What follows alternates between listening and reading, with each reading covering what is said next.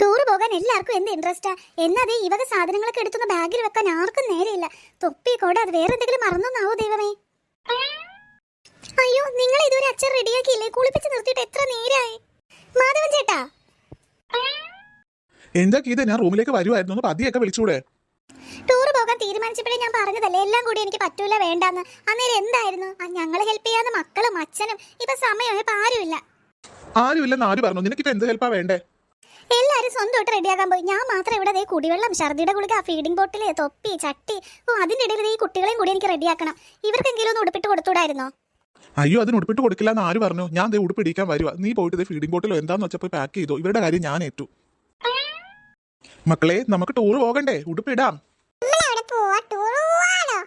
അതേ മക്കളെ, ടൂർ പോകുക.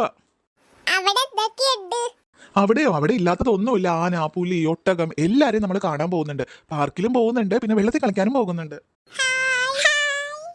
വാശി കാണിക്കാതിരുന്ന രണ്ടുപേരെ അച്ഛൻ വേഗം റെഡിയാക്കാട്ടോ. വാശി കാണിച്ച അമ്മതെ കൊണ്ടുപോകില്ല.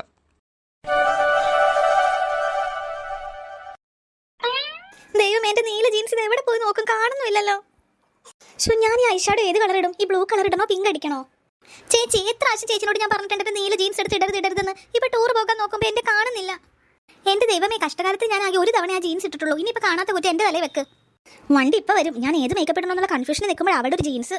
അമ്മേ, അയ്യോ അമ്മേ, ഒന്നിങ്ങോട്ട് വരുന്നുണ്ടോ?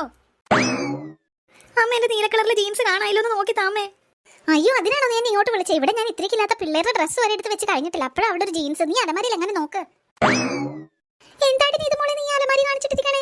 ഒരു ജീൻസ് നോക്കിയതാണോ? എന്തോരം കഷ്ടപ്പെട്ട് ഞാൻ മടക്കി വെച്ചതാ, മുഴുവൻ വലിച്ചു വാരി ഇട്ടേക്കുന്നു. ആവശ്യത്തിനൊരു ഉടുപ്പെടുക്കാൻ കണ്ടില്ലെങ്കിൽ പിന്നെ എന്തിനാ അമ്മ ഇങ്ങനെ അടുക്കി പറക്കി വെക്കുന്നേ? ഈ അലമാരി മുഴുവൻ മടക്കി വെച്ചിട്ട് നീക്ക് ടൂറിന് വന്നാൽ മതി. എന്നെ കൊണ്ടൊന്നും പറയിപ്പിക്കരുത്. എടി, നീ ഇതുപോലെ നിനക്ക് എന്തിനാടി പാന്റ്? ഇത് അടിപൊളി വേഷ, ഇതാടി ഇപ്പോഴത്തെ ഫാഷൻ. നീ ഇങ്ങനെ പോര്. കൂടുതൽ ചിരിക്കണ്ട. എന്റെ പാന്റ് എങ്ങനെ കണ്ടില്ലെങ്കിൽ ചേച്ചിയുടെ പുതിയ ജീൻസ് ഇട്ടായിരിക്കും ഞാൻ ടൂർ വരാൻ പോണേ. എല്ലാരും റെഡിയായില്ലേ? എല്ലാം എടുത്തില്ലേ? നമുക്ക് പോകാം. അയ്യോ ചേട്ടാ, അമ്മ വന്നില്ലല്ലോ. അമ്മേനെ ഞാൻ വിളിച്ചിരുന്നു. അമ്മ വരുന്ന വഴിയാ. നമുക്ക് വണ്ടി കയറി ഇരിക്കാം. അപ്പോഴേക്കും അമ്മ എത്തിക്കോളൂ. കുണുക്കനും കുണിക്ക് എന്റെ മടി ഇരുന്നാ മതിയേ. അതൊക്കെ വണ്ടി കയറിയിട്ടല്ലേ. ആദ്യം എല്ലാരും വണ്ടി കയറി ഇരിക്കുക. അയ്യോ, വിൻഡോ സീറ്റ് കിട്ടൂല, ഞാൻ പോട്ടെ.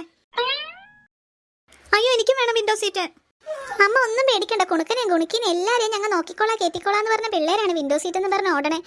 ഇനി എന്തൊക്കെ കാണണോന്നാവോ. നീ കുട്ടികളെ കൊണ്ട് വണ്ടി കയറാം. അമ്മ വരും, വാ.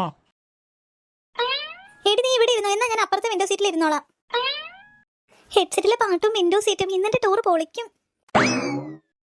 നല്ല സീറ്റ്, ഇവിടെ ഇരിക്കാം. നിത്യേ, ഇങ്ങോട്ട് മാറിക്കേ. നിത്യേ. ഓ, അച്ഛമ്മ വന്നല്ലോ. ഭാഗ്യം അങ്ങോട്ട് പോയത്. ഇങ്ങോട്ട് എങ്ങനെ വന്നിരുന്നെങ്കിൽ എന്റെ സീറ്റ് പോയേനെ. ഇതെന്താ ഈ പെണ്ണ് വിളിച്ചിട്ട് മൈൻഡ് ചെയ്യാതെ? ഇവിടെ ചെവി ഒട്ടിപ്പോയോ? നിത്യേ. അയ്യോ, അച്ഛമ്മയോ, പേടിച്ചു പോയല്ലോ. അപ്പൊ വെറുതെ അല്ല, കാതിൽ ഈ കുന്തവും വെച്ചിട്ട് പിന്നെ ബാക്കിയുള്ളവർ പറയണൊന്നും കേൾക്കണ്ടല്ലോ. അങ്ങോട്ട് പുറകോട്ട് ഇറങ്ങിയിരിക്കും. എനിക്ക് ഈ സീറ്റ് ഇരിക്കണം. അയ്യോ അച്ഛമ്മ, ഞാൻ ഇവിടെ ഇരുന്ന് പോയില്ല. ഞാൻ ഇനി മാറുന്നില്ല. പുറകിൽ എന്തോരം സീറ്റ് ഉണ്ട്, അവിടെ അങ്ങനെ പോയിരിക്കേ. എടി, എനിക്ക് ഒരുപാട് പുറകിലൊന്നും പോയിരിക്കാൻ പറ്റില്ല. മൂത്രം ഒഴിക്കാനൊക്കെ മുട്ടുമ്പോൾ വേഗം ബസ്സിൽ നിന്ന് ഇറങ്ങണ്ടേ. അതൊക്കെ പാടാ. ഞാൻ ഈ ഫ്രണ്ട് ഇരുന്നോളാം. അപ്പുറത്തെ സൈഡിൽ വെയിൽ വരുമെന്നാ തോന്നണേ. എനിക്ക് ഇവിടെ ഇരുന്നാ മതി. നീ അങ്ങോട്ട് മാറ്. അയ്യോ, ഈ അച്ഛമ്മനെ കൊണ്ട് തോറ്റു. അവിടെ ഇരിക്കും രണ്ടുപേരും കൂടി. എന്റെ കാല് പാടില്ല. എനിക്കൊന്ന് കാല് നീട്ടി ഇരിക്കണം. അതിന് വേണ്ടിയാ.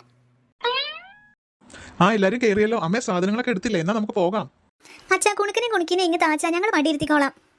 അയ്യോ മക്കളെ, അതൊന്നും വേണ്ട. വീട്ടിലെടുക്കുന്ന പോലെയല്ല. ബസ്സിലൊക്കെ ഇരിക്കുമ്പോൾ എടുക്കുന്ന ശരിയാവില്ല. അവര് താഴെ വീഴും. കുണുക്കിനെയോ ഇങ്ങതാ, ഞാൻ മടിയിലിരുത്താം. ഗീത, നീ എന്നാ പുറകിലോട്ട് ഇരുന്നോ?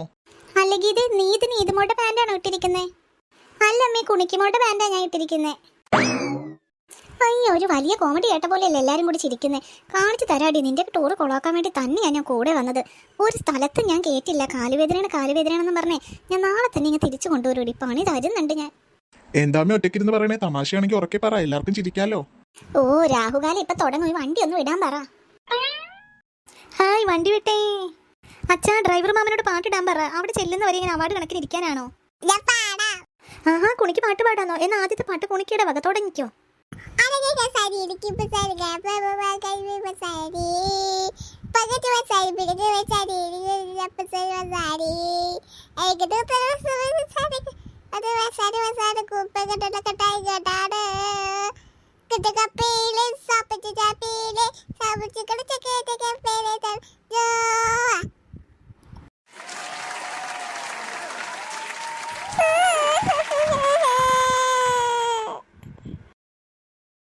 അയ്യോ, കുണുക്ക കരയുവാണോ? എന്ത് പറ്റി?